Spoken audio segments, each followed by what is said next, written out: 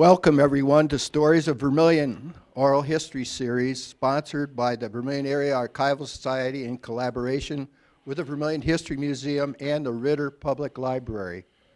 My name is Rich Tarrant. I'm the curator of the Vermilion History Museum.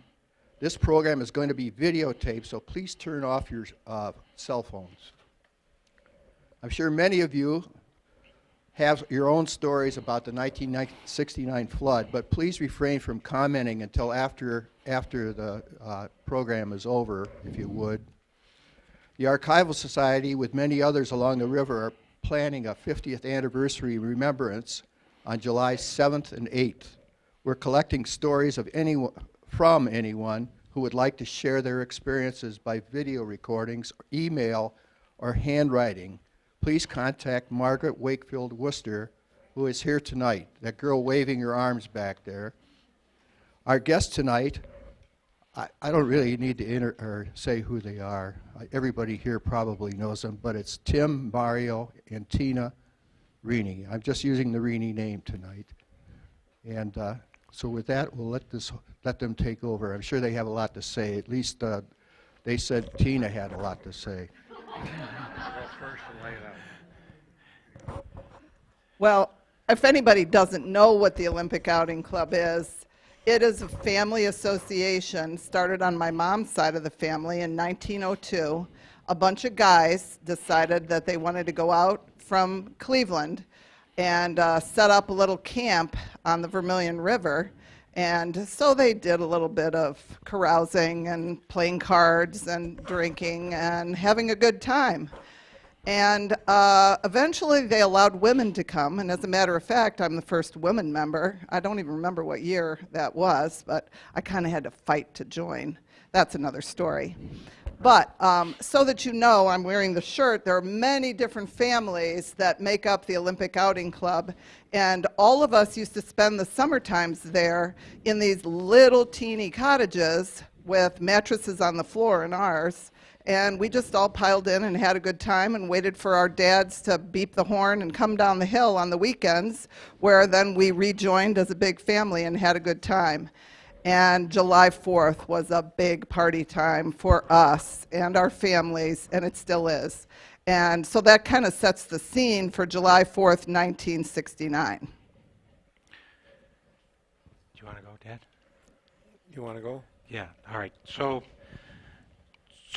it still says in our rule book that our club was established in 1902. My dad is a past president, and I'm the current president of the organization. And the object of the club, this was written in 1902, shall be to promote good fellowship, unity, social benefits for the social enjoyment and advancement of its members. So the translation of that is, before you do anything, get a keg of beer. And you'll see as we go through some of the slides that's really what we're all about, is having a good time. So in 1969, there were about 30 cottages, a caretaker's residence, a dining hall that we call a casino, and Sloppy Joe's is our bar. Maybe some of you have been down there. Since the flood, between then and now, the Sloppy Joe's has been recreated. A new building is in its place. The old place had just been through too many floods, quite frankly. The casino exists, the dining hall, and we still have parties and picnics in there. The caretaker's residence is gone, again, because too many floods. And in 1969, the 4th of July, 13 of the cottages went down the river into the woods, and 7 of them were brought back, and 6 of them were brought back, and 7 of them were destroyed, and there's new cottages there now. And also we're building 10 new ones over the next few years in some property that the club purchased from my father. Used to be his marina. But I digress. Getting back to July 4th, the thing I remember, I was 12 years old. 11. I was 12. I was born in 1957. Your birthday's in September. I was 11 years old and 8 months. Okay. I was almost 12. And we, a lot of cousins and friends, we'd stay outside and camp at night. I'm sure that when I read in the history of it, it was a nice day. So as Tina said, the 4th of July is a big event. We have 400 people come down and run races, drink a lot of beer, and, just carry on all day. And it started raining about 8 o'clock that night. So my cousins and I had set up a tent to sleep in, and we couldn't sleep because it was raining too hard. So we moved underneath my uncle's cottage. The cottages, you'll see her up on stilts, probably about 3 or 4 foot high, and we climb in under there all the time and played underneath them, and that's where we decided we were going to sleep that night. Well, after a few hours, it was raining so bad, we had to go in the cottage. And then we got up the next morning, and there was just a little bit of water on the ground. And maybe, Dad, I'll let you tell some of what happened, and from there, what you remember. How old were you, Dad, when this happened? I think I was 40 years old. That's good. I was 40 years old. Your birthday's in June. So what I can remember, well, we always went out for the weekend with the kids. At that time, we had 9 children. They were packed in well, never mind. So I can remember about 5 o'clock in the morning, somebody came around knocking on the door, telling us we better get up because the water's coming up. And we did. And I can remember going down to the other end, which is higher, and the road going up. We were on the road. We stood there. And my wife told me that she had left a purse on the floor, and would I go back to the cottage and get it?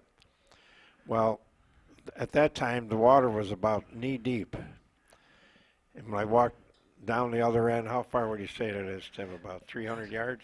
Yeah, 1,000 feet. About that. 300 yards, and the water was about to my waist. When I got the purse and went back, it was up to my elbows, up to my hips already. Armpits. Well, armpits. So we waited on the hill, and eventually the water was so high, that we went home. So I'm gonna leave that go, and you can bring up the rest. Okay, so that same morning I made, you'll see the canoe in some of these slides. Like I said, we were playing in the water, and it was fun at first. And I remember my Aunt Helen Dorsey, she was the first, her and her husband, Uncle Walt. I took them in a canoe. It was below my knees, and they got in the canoe, and we took them that 1,000 feet up to the hill.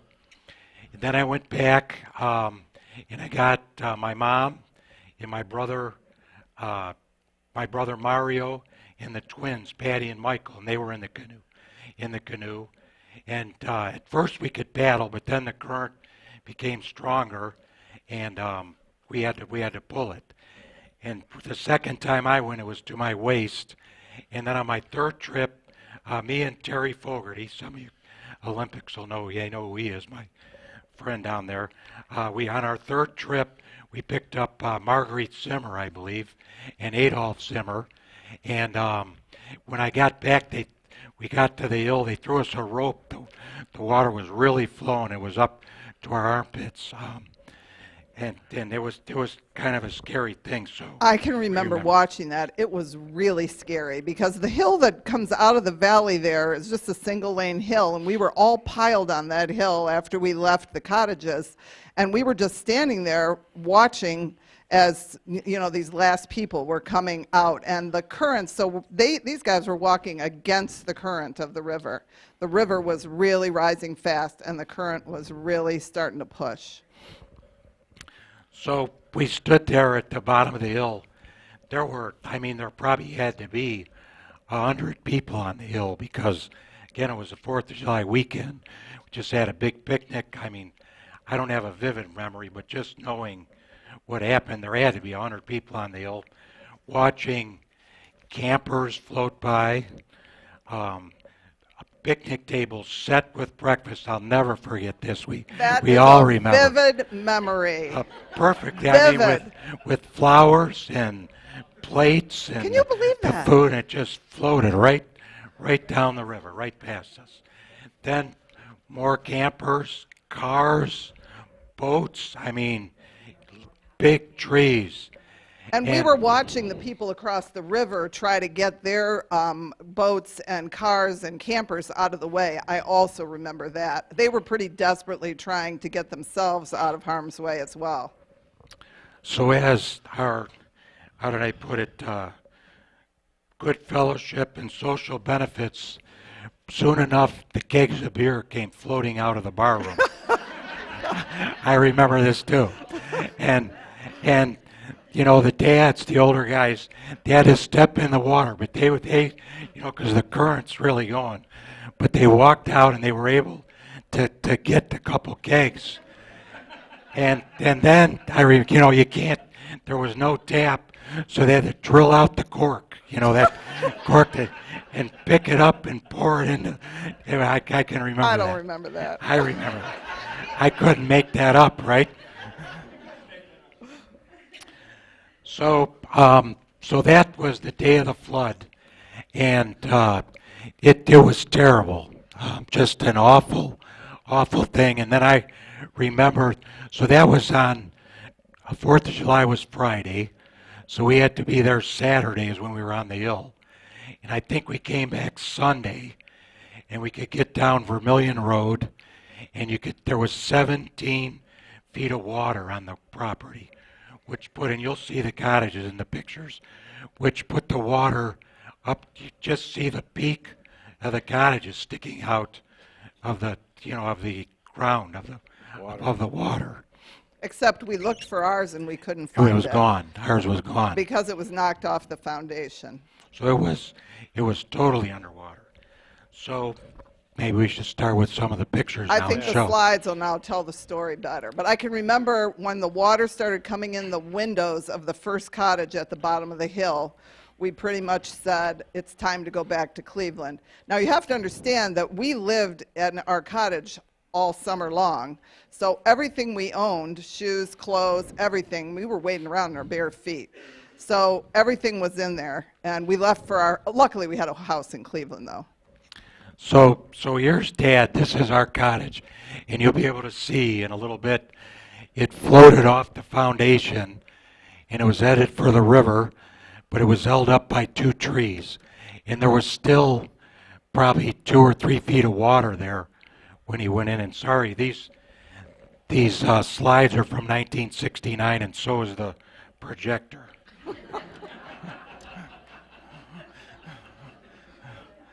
So we just got to go one at a time. So then when we got there, Dad checked it out, and it was okay. And here's our canoe. That's the canoe we rescued the people in. And Mom and some friends. Dad's in the back. I don't know, Aunt Jean maybe. I can't tell. We'll see who some of the people are and some of the other ones. But they started venturing over. This cottage is still there. This cottage is still Microphone, there. Gina. This cottage is still there. This is McConville's. This is now Gill's cottage. This is Ernie's cottage. Right.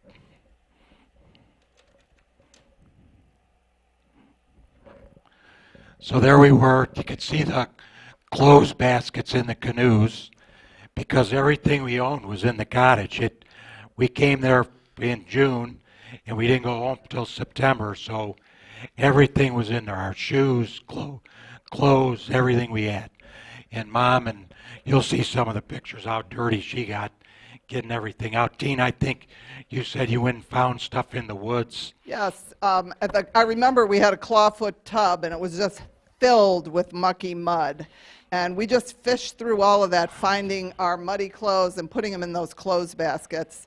Well, first we rinsed them out in the river, and then we put them in the clothes basket. Mattresses weighed hundreds of pounds because they were filled with mud and water, and there was probably how much mud on the floor, Dad? 6, 8 inches. Oh, yeah, at least. You'll see. We had to use snow shovels to dig it out. So we got the stuff into the canoe and made several trips back and forth to get it all to the van.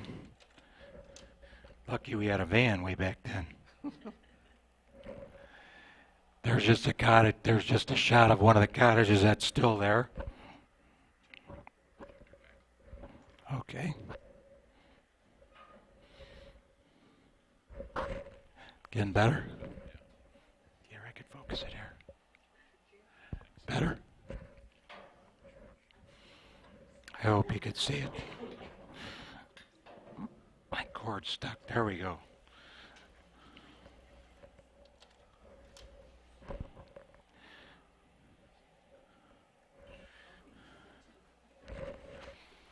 So there we are in the back of the cottages again. Really nothing new for you to see.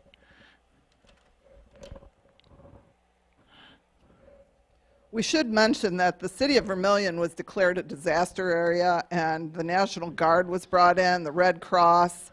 They got all kinds of federal and state help. Our problem was we're in Brownhelm Township. So we were sunk. Nobody helped us. Nobody had flood insurance. That didn't exist. So we were pretty much on our own. So the one guy that did help, though, was Brendan Gill was friends with Dick Connick. Maybe you remember Connick's Steakhouse. And he had a construction company, and he was friends with Brendan Gill, one of our members, and he brought down a dump truck and I think a front end loader. So he gave us quite a bit of help. He was our National Guard, I suppose. Yeah. He was the only guy, one of the only people. There's Dad So there looking we were. sharp That's in his hat. Dad and Mom and Tom and Tina and Maria. Kind of hard for you guys to see, but we know who they are.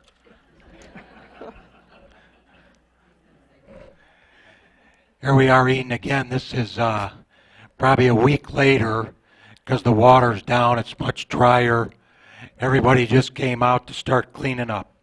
You know, just there was the cottages that were gone in the woods. Everybody had to go into the woods to find whatever you could find. If you couldn't find anything, you just kept looking, I guess is all I could say. But believe it or not, it was a happy time, if you could believe that. We had fun doing all this, believe it or not.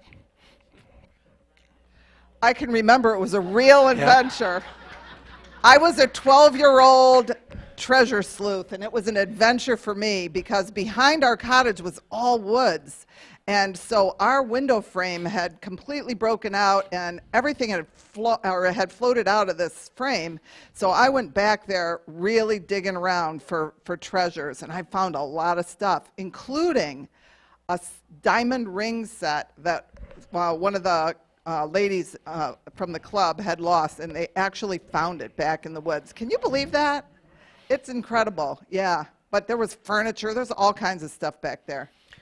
I'm going to prove to you that my mom and dad had fun too, though. For those of you that were laughing, wait till I get to the end.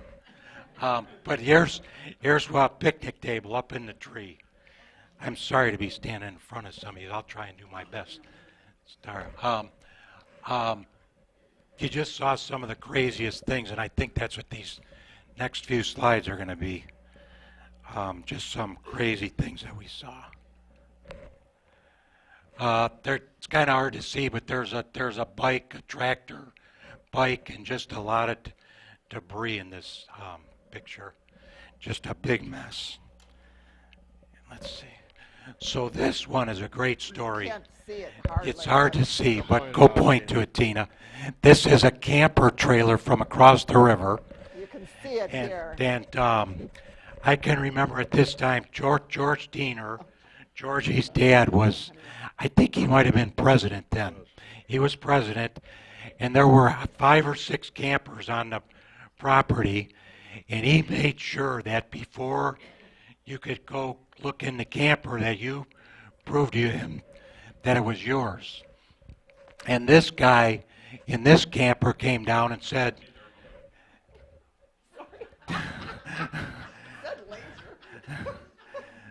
this guy came down and said, that's my camper, and I can prove it to you because my wallet is in the top drawer in there, and I got to find it.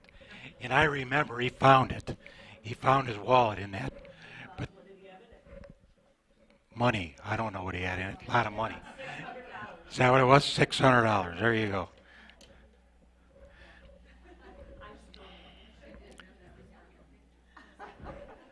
So here's the next three pictures are just some random cottages. I'm sorry I don't remember who the owners of these were. If anybody knows, they could speak up. There's several Olympics here, but the next few are just of cottages. Again, there were 13 of them that came off their foundation, and like dominoes, they just ran into each other.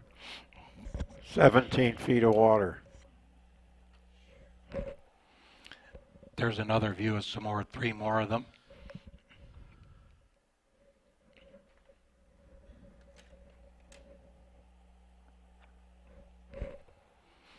There's some more. I think you could see four of them there. Just all ran in the water. So these were off their foundation.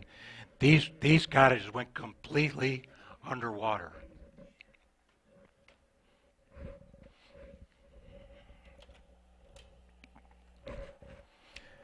So here we are. See, look how happy they are. My mom. That's Mom and her brother Dick and her brother Bill, my dad's, Bob, and then my dad in the back, and that's Jay Dorsey on the side, and that's our cottage in the back. Those of you familiar, that's the driveway that where our cottage sits today, and the cottage was over on the left side there. It's where it floated away from. So it went maybe like 50 yards towards the river.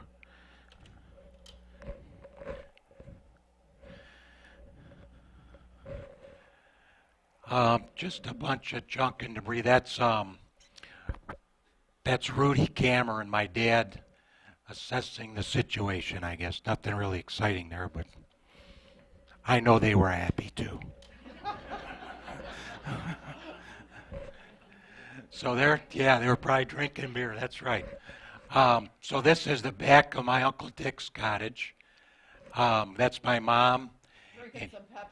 Yeah, and Aunt Joni Dorsey. And you could see the snow shovel there. All the stuff just shoveled the back out of there. The water pushed that wall was pushed out about 2 feet, right by my mom's foot. It was just pushed out from the flow of the water. But that's the last cottage. 13 cottages before that made dominoes, but that cottage did not move. That cottage stayed there, and it's still there today in a very similar state, really. I mean, much fixed up, but I mean, it's the same size, no additions. It's the same, only better. How's that? That's the front of the cottage. There's bed springs, all kinds of stuff. You had to throw everything out, tear the drywall or paneling. The only thing that remained was the 2x4 studs in the siding.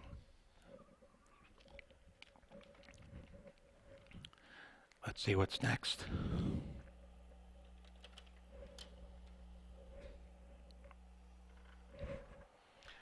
So there's all this stuff from all the cottages. Just everybody brought all the cottages are over on the right side of the road, and everybody just brought all their junk outside and piled it up. And then Dick Connick would come and haul it to the landfill. I suppose the garbage trucks came, but I don't know. I don't remember that exactly, but I know it was a long time before all that stuff was gone. The river's over there. That's where the river is now, inside its banks. There's your flagpole, John.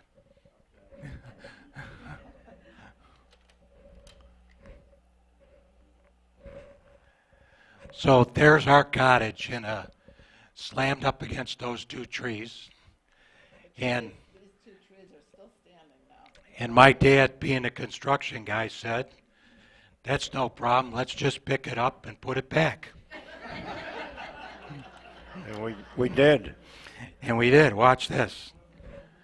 So that there it is. There's another view of it. Those two trees there that stopped it are still there, but they're huge. They're really big now. You can see the ladder. All this stuff flew out that window. All our stuff, everything we had.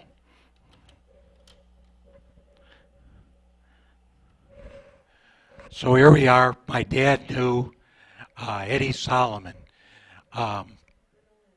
Eddie Solomon down in the flats in Cleveland. And we went down there and got a bunch of jacks and timbers. And we started jacking up the cottage. Yep, having fun. We had a blast. We had fun.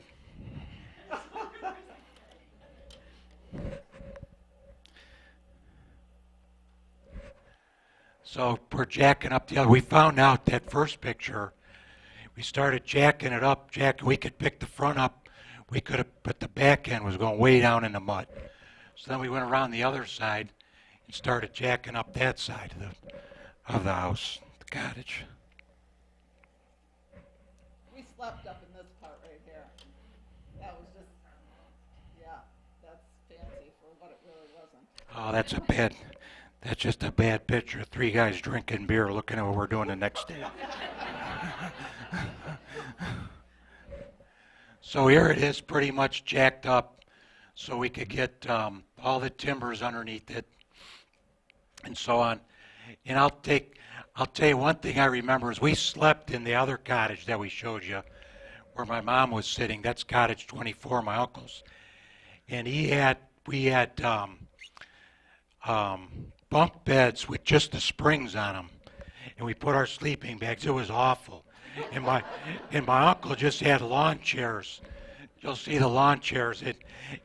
We all wake up. You sleep over there. You just switch. Just switch because it was different. It wasn't any better. But we continued to have fun. You can't beat fun. That was Mom's favorite saying.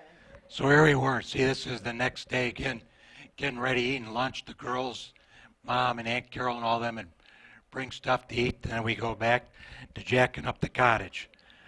Baby Dad, tell about the move. What was the mover's name? Novotny Movers helped move the cottage. Well, for some reason, I worked with my brother-in-laws in the meat business on West 65th in Cleveland. Right across the street was the stockyards. And they had these big beams. They had to be at least 6 by 8.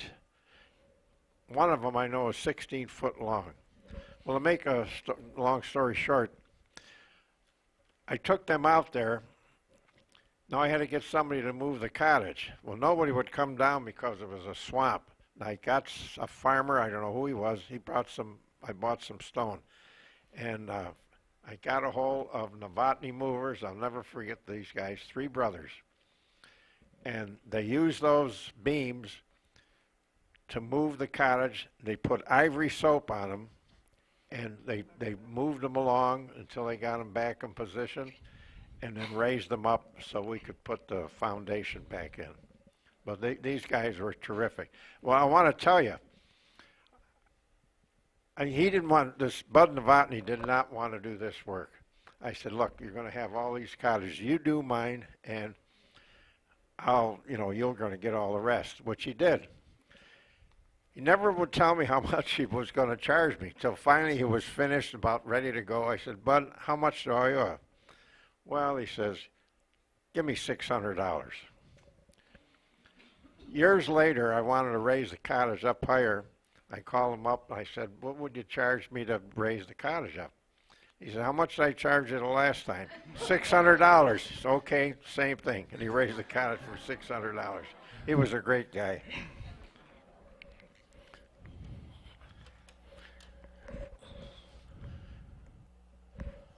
So this is the greatest picture of all, and I've been explaining to you why. And I didn't realize this until we looked at these just this year, in this past week. So this is the cottage back in place. It was back there against these trees. Yeah, it was way back there. You can see the neighbors have electric now. We just got back. Bud had raised it up. The foundation is in place. And this is how I know they had fun. If you can believe this, through this all, my mom and dad said, you know what, this is so nice. Let's back the cottage up 10 feet and add on. Now, who would ever think how could that thought enter your mind? But that's what these guys thought of. And from there, we added 10 feet of a porch on the front. And beyond that, 2 years later, when my dad said they raised it up, we added on 1,200 square feet. And in 1972, we moved out here permanently. 73. I can't argue. We built it in 72 and moved in 73. But that's really a tribute to them, and unbelievable. Now, I know this is about the 69 flood, but watch this. Bonus footage. So that's the 50th anniversary, right? Here's the 60th anniversary of the 1959 flood. So this is the same cottage, my next ours, number 24, my grandfather's then. In our cottage, Shine the Light, Tina, was to the left. And that was Cammer's cottage was there. And that was the only cottage that was lost in the 1959 flood. So if I can get these, I just have 4 of these, if I can get them in right. So kind of the same picture.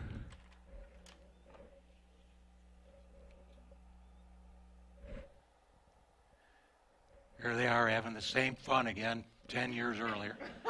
I don't know what, we couldn't figure out what that is. It looks like a camper. Yeah. This is where we ended up because of the 59 flood. Then we got to flood in 69. That was really lucky.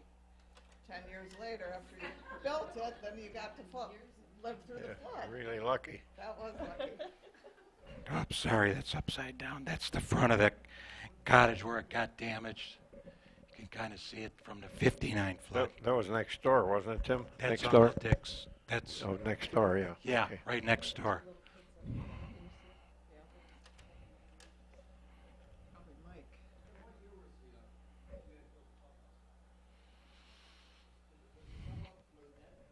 Dad, you would know. When was Sloppy Joe's built? Well, I became a member after I got married, 1956, the year after we were married, and that was all there already. Yes. Yeah, that was there. I don't know. Well, that's all the slides I have to show you.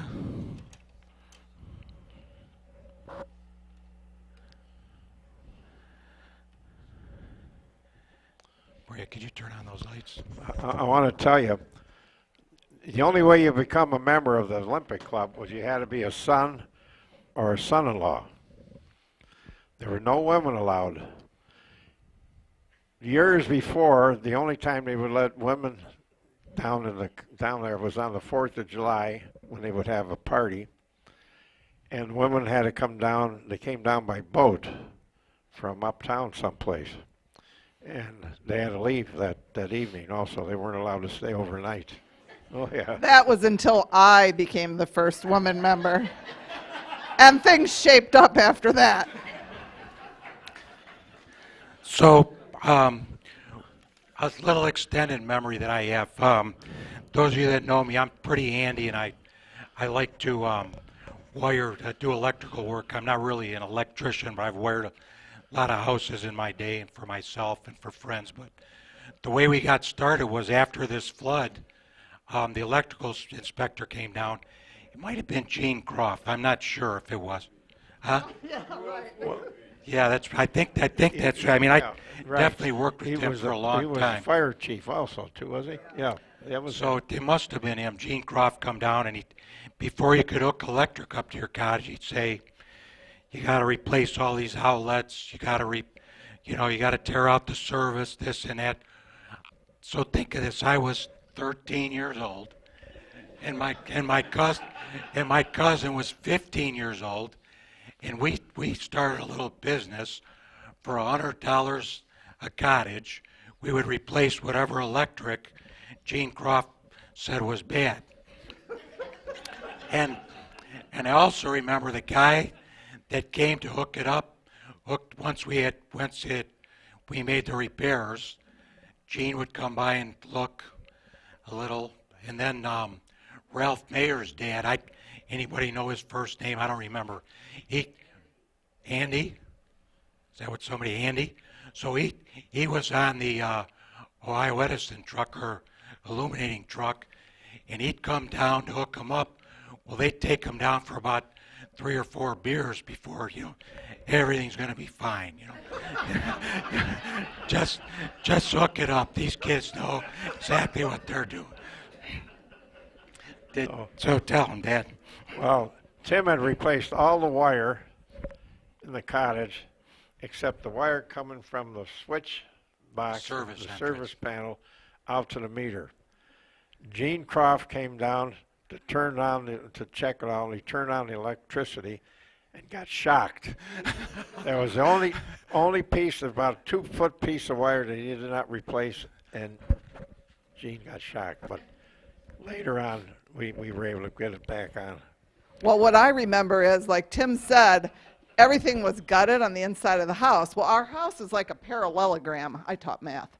And so they had to use boards to hold it up, and they stayed, propped up so that the house was more square, or the cottage at that point was more square, and they could get things repaired on the inside, which over time, this was all a do-it-yourself job, so we were all on the job. We all had our skills, some more skilled than others. Me, maybe not so much, but we all worked on it. And I just remember for years afterwards, you'd whack the wall, and dust would fly out of the electric outlet. I mean, there was dried mud and dirt in that place. I don't know how long. It's probably still there, some of it. But I do remember all that time. I mean, we were, out of commission for the whole summer, and I don't remember if we got back the following summer at all, and how long it took for everybody to get back and, back in position, and we could, start our revelry again. But it was really an unbelievable experience. It was incredibly. Every time I see on TV a place that's flooding, I get a feeling in my gut like, oh, I just remember what that was like and how horrible it was. And we were so lucky to have a house to go to rather than that be our only primary residence. But Dad did remember about the shoes. Dad, what did you remember about the shoes? Well, there was an agency in Sandusky, whether it was federal or local, that were giving out shoes for whoever. Flood victims. Yeah, from flood victims. And of course, none of the kids had shoes. And my wife went there, June, and she got shoes for all the children. And my wife told, well, my husband needs a pair also. I worked in construction. I had tennis shoes. I was working that next day or week. And the lady says, well, is your husband working? Yeah. Does he have shoes on? Yes. Well, he's not getting any. So I was working in tennis shoes. Well, not, but I bought some. So our electrical business expanded, and we got a job across the river. We used to swim as a family in the river a lot. I mean, we always swam in the river, and we'd swim down to Old Man Murphy's house, which was just around the bend. He was a judge in Cleveland. I don't know how they knew him, but just probably from being in Cleveland. And he found out that we knew how to wire houses, And he called us up, I'm sure, especially since he knew it was only $100. But there was a real bonus. When we got there, we said, well, we had an account at Buyers Fair and Vermilion Hardware. And I mean, that's a long walk from that side of the river, you know. So he said, well, I got this car here that you guys could use, and you could just take my car. Well, I was 13, and my cousin was 15, so we had to take a lot of trips to the store. You know, we get one little roll of wire, a couple of wire nuts. Oh, who gets to drive it? But that was. It's really something to think. There's no way I'd let my nephews drive at 13 and 15. I'll tell you that. Well, I didn't know he was driving. There's a lot you didn't know, Yeah. Dad. I know. He was a judge, though. He was a judge. He came. He told me it was all right. I also remember the next summer in our swimming hole, which was right, we'd bring a truckload of sand and make a little beach and swim there. About halfway out in the river, there was a sunken pickup truck. I There was a remember pickup that. truck, and it was a playground. I mean, you could go there, Sunken open treasure. the door, get in, drive a little bit, come up. So eventually we went to the back and we broke the license plate off. Just kept bending it and bending till it broke off. And we gave it to the police, and the guy came down and hauled it out of the river. I can remember that. That was that was fun. Well, you can see why my mom's favorite sayings were, "You can't beat fun, and aren't we lucky?" And there you have it. Ask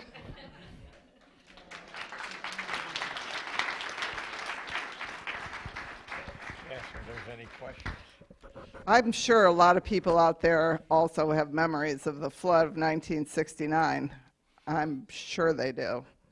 Does anybody have any I questions? have the Vermilion photojournal from the 4th of July flood. I don't know if anybody's seen it, but it was pretty incredible. And I just remember we didn't hit the press then because, like I said, we were just Brown Home Township. But it was, the damage was unbelievable. And I can remember, all of the stuff that was everywhere around town. And I don't know if anybody else has any stories, but, oh, there's somebody back there.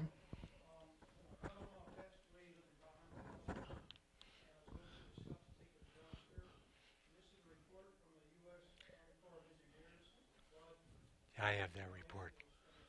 Do you remember that?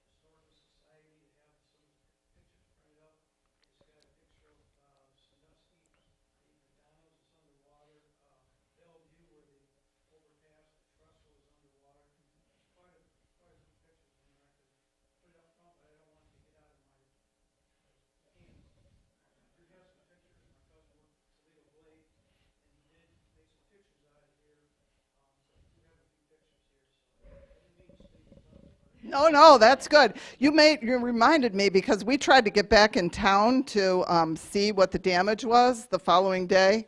So we left Vermilion, went home, slept in our beds in Cleveland, got back up on Sunday, and wanted to see what was going on out here.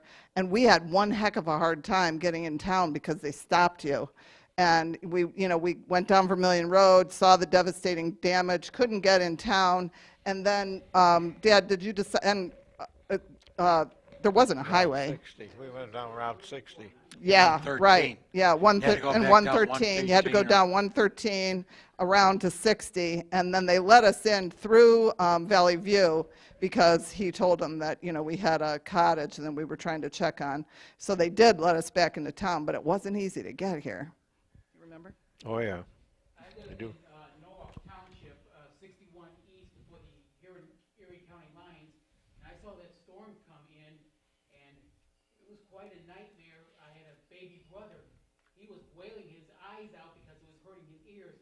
We got up the following morning, it just looked like, pardon my French, hell. But that was not the worst of it. The city of Norwalk, for an entire remember week, that. and I'm not kidding you, no gas, no phone, no electricity because the reservoir burst. Imagine 500 million gallons of water roaring through along the railroad tracks where 250 and 13 cut down. It was so bad that the National Guard unit, they just became an engineer unit. The year before, they had to call the 107th out of Akron to help out. Bellevue had to call our sister unit from Fremont, and they slapped a dusk to dawn curfew. If you had no business in there after the church bells rang at night, you were subject to arrest. And some people tried to profiteer. They got busted too. We had, where I lived at, we had high voltage lines down, and they didn't get strung back up until early Monday morning. But here's the crazy part. Kids today are just as stupid as they were back then. Out of towners. Where I lived, there was a fruit farm, and parents right there, and then a kid started, I was sitting on the front stoop, nothing to do because no electricity, and I looked, and there's this kid, he picks up the stick, and I looked and said, hey, get away! He looked at me like, tell me something you don't know, and I screamed, hey, Dad, get out there, there's a kid about ready to be toasted! He got the kid out within about 6 feet, and then he looked down at his arms, he dropped the stick and fled, because the current was starting to come through, and we decided that was that. We put up a sign, danger, live wine, stay away. Ohio Edison finally came that night, they asked, who put the sign up? My dad said, I did. Well, I had a teenager, almost got frightened, said, we've been hearing a lot of reports of people thinking the lines are dead.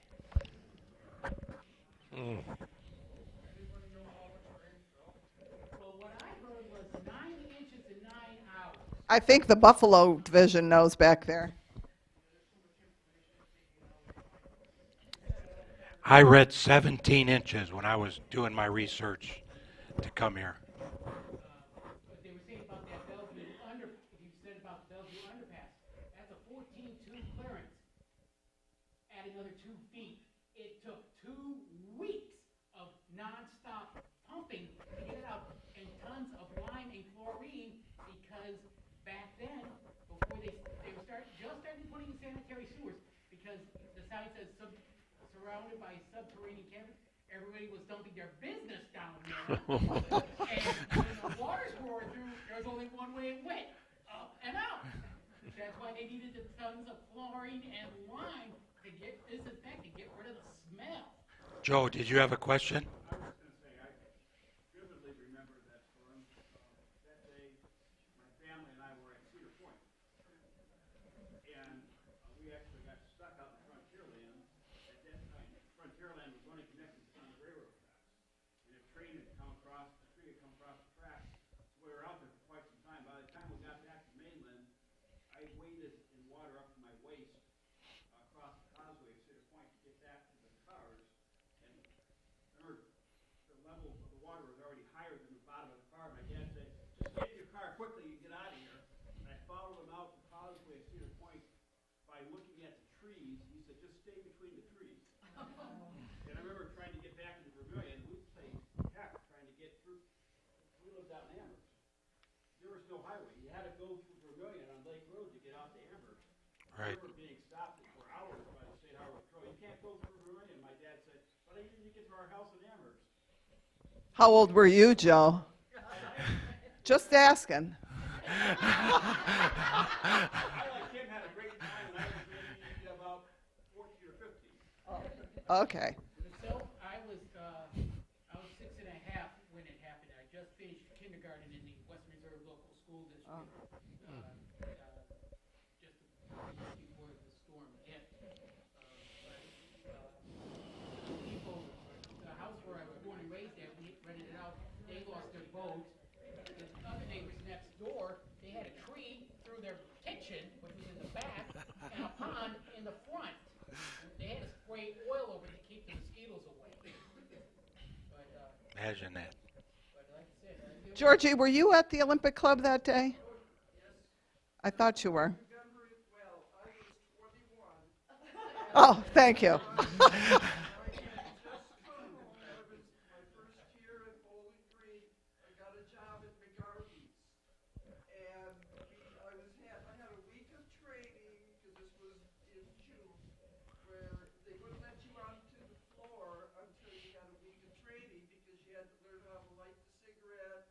fillet the fish and all that.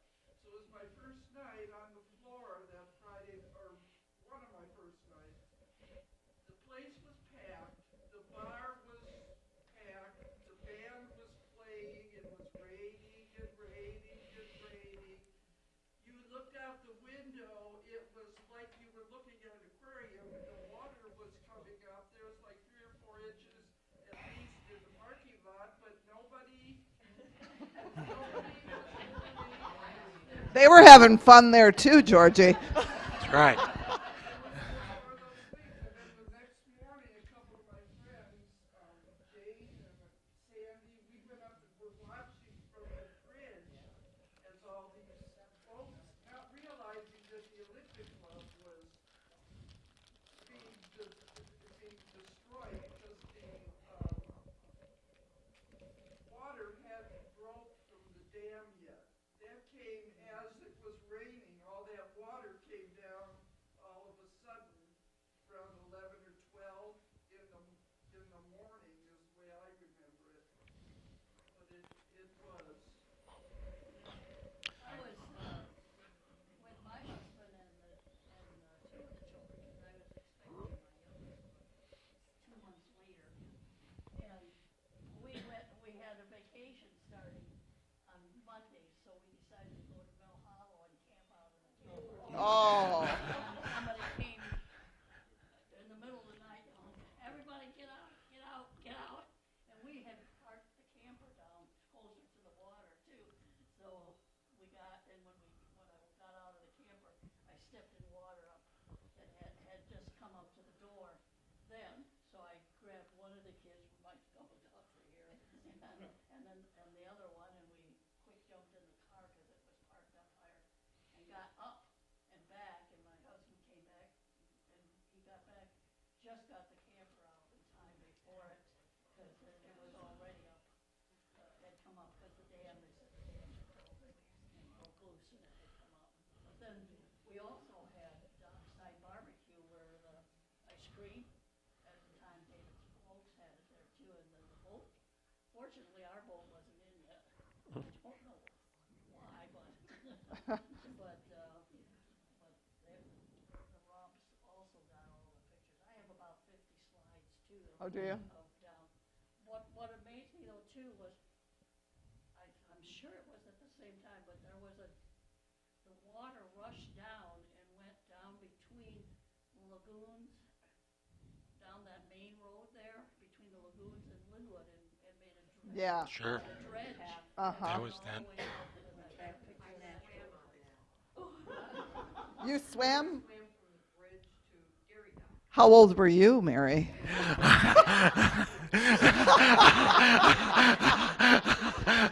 Old enough to know better. incidentally, the Norwalk Theater was became a darkened cave until the winds had died down. But the movie playing that night, it was featured in the special tribute that the Norwalk Reflective and Sandusky Register made. Gone with the Wind. I kid you not. But I think somebody's way in the back has.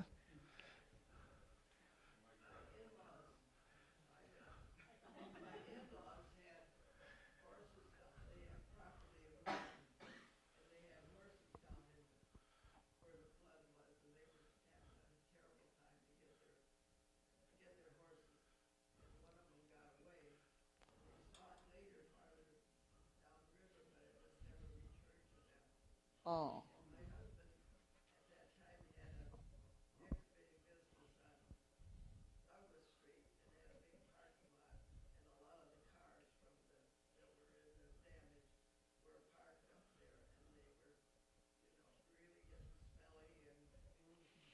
Oh, yeah.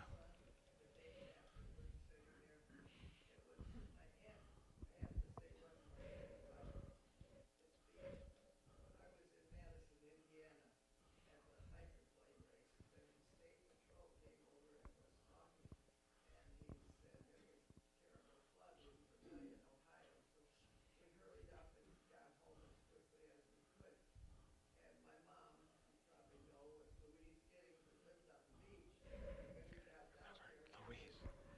She's to write in the paper. Yeah. Louise Giddings.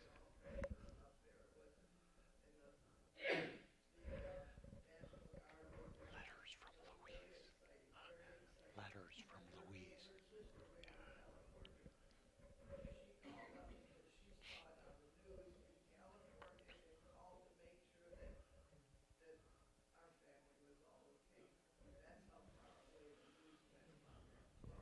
And I remember that smell too. Oh, go ahead, Patty. Will you tell us your name, please? And your mom mother wrote really let- good stories. Letters from Louise. Yeah, letters from Louise. She wrote in a photo journal. Yeah.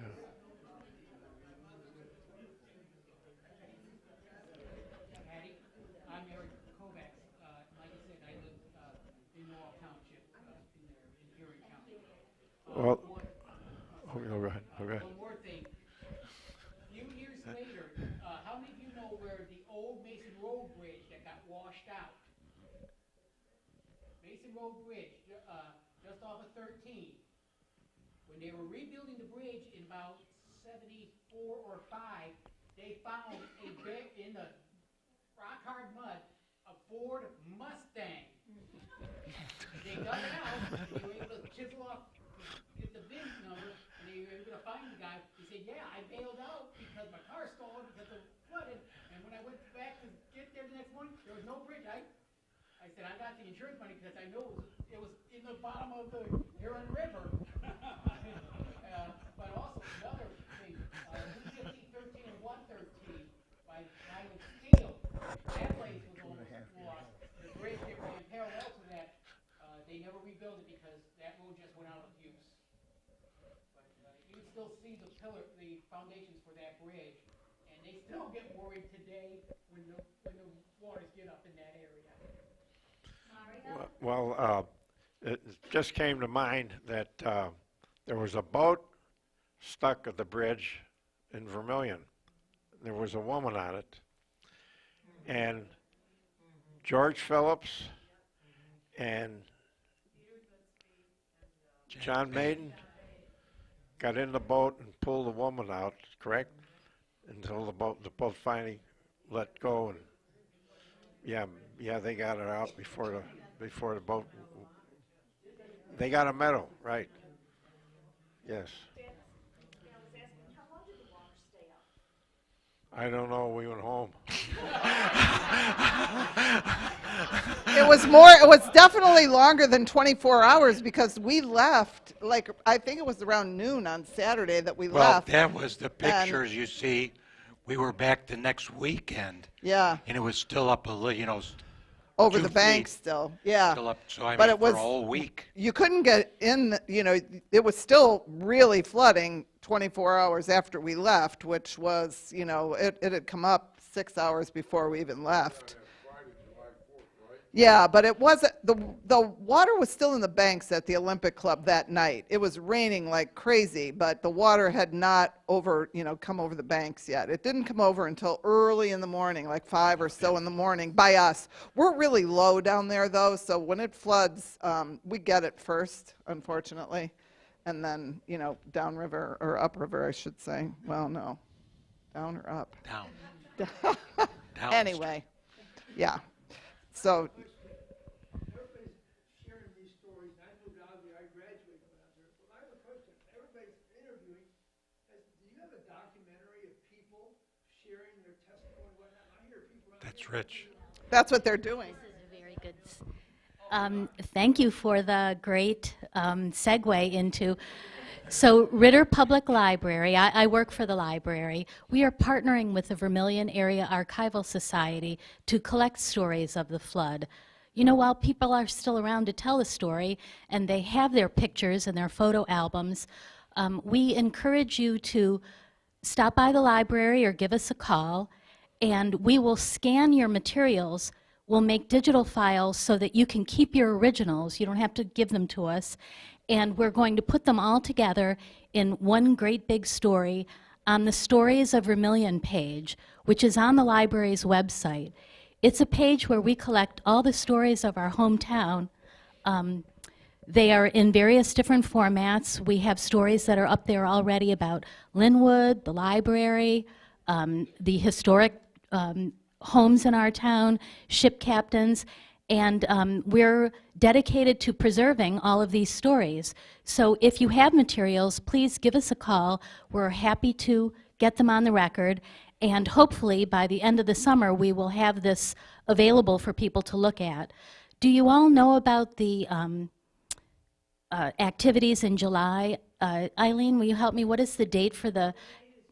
Sunday, July 7th at the Vermilion Boat Club. We're having a 50th reunion, we like to call it that, of the 69 flood, and everyone's invited to come. It's Sunday from 2 to 5, and bring all your stories, and we'll also record it. And enjoy yourself and share your stories. That event is open to the public, and then the next night, if you can't make it Sunday afternoon, the next night, Monday night, here at the library, we're going to have another one of these kinds of events. And also in June, we have, right, Margaret, something scheduled, another recollection of the flood from a different point of view. So if you're interested, let us know.